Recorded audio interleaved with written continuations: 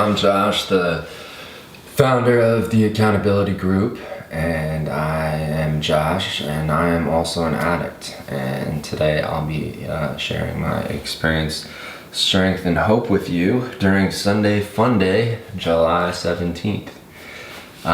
So this is from Daily Reflections. Surrender and self-examination. My stability came out of trying to give, not out of demanding that I receive. Thus, I think it can work out with emotional sobriety. If we examine every disturbance we have, great or small, we find at the root of it some unhealthy dependency and its consequent unhealthy demand. Let us, with God's help, continually surrender with these hobbling demands. Then we can set free to live and love. We then may be able to 12th step ourselves and others into emotional sobriety. The Language of the Heart, page 238. Years of dependency on alcohol as a chemical mood changer deprived me of the capability to interact emotionally with my fellows. I thought I had to be self-sufficient, self-reliant, and self-motivated in a world of unreliable people. Finally, I lost my self-respect and was left with dependency, lacking any ability to trust myself or to believe in anything. Surrender and self-examination while sharing with newcomers helped me to ask humbly for help. Surrender was not a word in my vocabulary, to be completely honest with you. Self-examination has always been important to me. Because I've always been in my own head all the time, and I always am trying to figure out how to improve things. Ever since I was a little kid, I was a tinkerer, and then I became a techie, and then, a designer and programmer, and, that's kind of been my thing. Surrendering was a tough one for me. I remember one of the guys back in 2017, he told me, he's like, Josh, Bobby he's a funny guy, with a lot more time than me, but he was like, you gotta surrender to win. And I was just like, man, in my head I'm like, what is this guy talking about? I'm not about ready to surrender. I'm not giving up. I'm gonna work this program, but I'm not giving up. But I understand what he means, and occasionally when I actually share that, but I'll be like, these aren't my words, but someone much wiser than me said that in order to work this program effectively, you have to surrender to win. And I normally share that in case there are any newcomers in the room, but I rarely share. I only share when I feel like there's something important I have to say, or my sponsor tells me, hey Josh, you really should go share at a meeting because you got a lot of stuff bottled up. I can tell, because I talk to them every day. Anyway, so that's a part of my experience. My strength, I guess, is that over time I've been able to surrender to my feelings, even though it's wildly uncomfortable. I still don't do emotions well. I just don't even in sobriety, I don't do emotions well. I don't know. I'm slowly being able to surrender because I'm able to live life on life's terms, and there are certain days, even in sobriety, you're gonna get bad days. It's just the way it is, but it's worth it, Cheesy things get said the best day in sobriety, or the worst day in sobriety is better than the best day in use, and I'm no, that's flat out not true. because I've lost a lot of people in sobriety, and it was hard and it was miserable, but like I stayed sober.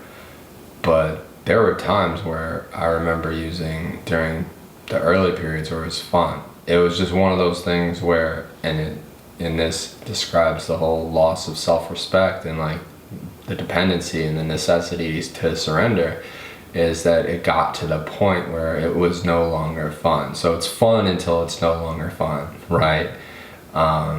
So there are going to be bad days and you will lose people. Like right now I'm worried about 2 people. I've already been to more funerals and burials and vigils than I can count in my life.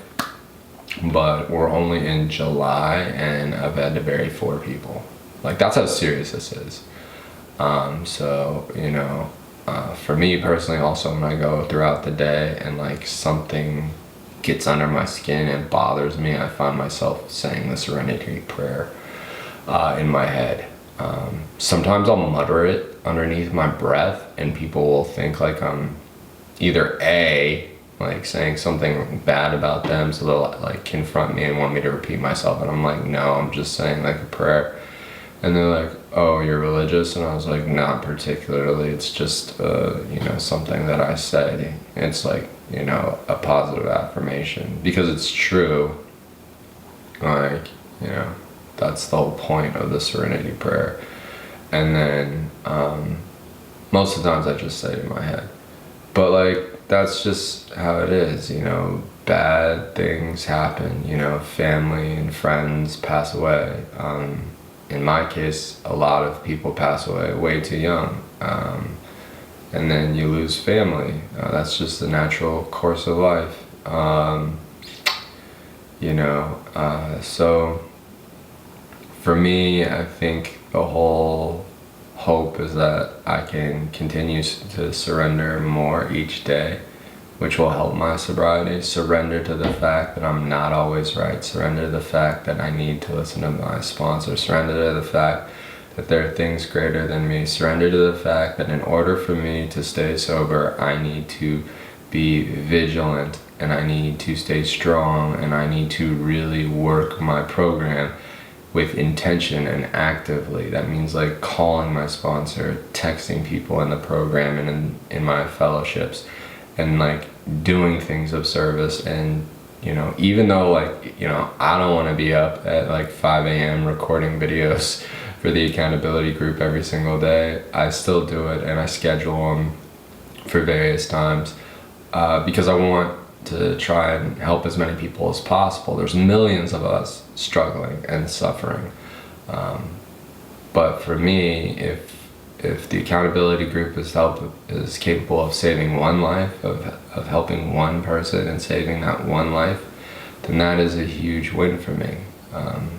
We don't need to save millions, but if we save one life, that's huge. I mean, that's one less memorial and burial and vigil that some family has to attend. So yeah.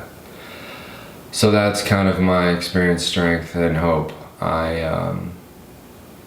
I would like for you to subscribe and like the videos, but more importantly, interact in the comment sections. If you're new, unburden yourself, you know, with what you're struggling with. If you have post-acute withdrawal symptoms, things of that nature. If you're someone who has time underneath your belt, share your experience, strength, and hope in I statements and what you've done to work your program in order to stay sober. But yeah, that's the most important thing, is let's just, you know, hold each other accountable and figure out a way that we can just stay clean for 24 hours, because that's what we do. We take it 24 hours at a time.